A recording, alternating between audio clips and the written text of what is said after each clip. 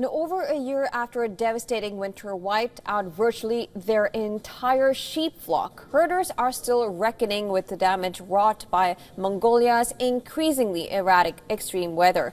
The vast country is one of the most affected by climate change, by some counts warming 3 times faster than the global average.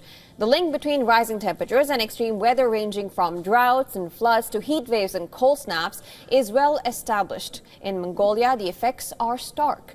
Among other consequences, deep freezes like the one that killed herd known as zuds have been growing more frequent and intense. When there's too much snow, it's harder for the livestock to find food, so that affects them, and they become too thin. Thin means too weak, and then they can't survive the cold, so they start dying, the youngest first. Heavy snowfall and frozen ground meant his sheep could not find food, and all except 2 of his 280-strong flock has perished. Across Mongolia, more than 7 million animals were killed, over a tenth of the country's total, but the loss of his animals and the loans he took out to keep feeding a smaller herd of goats mean he now struggles to make ends meet. The problem for agriculture workers that make up a third of Mongolia's population is that zuds are happening more often.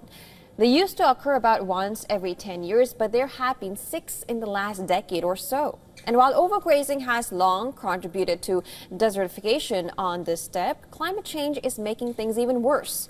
Droughts in the summers have made it harder to fatten animals and stockpile fodder for winter.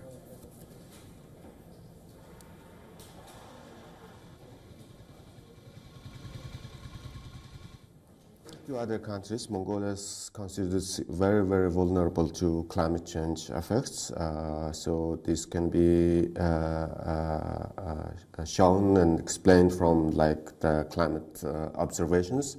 For example, over the last 80 years, Mongolia's average temperature has reached increased by 2.5 degrees Celsius, so which is at least 3 times than the global average.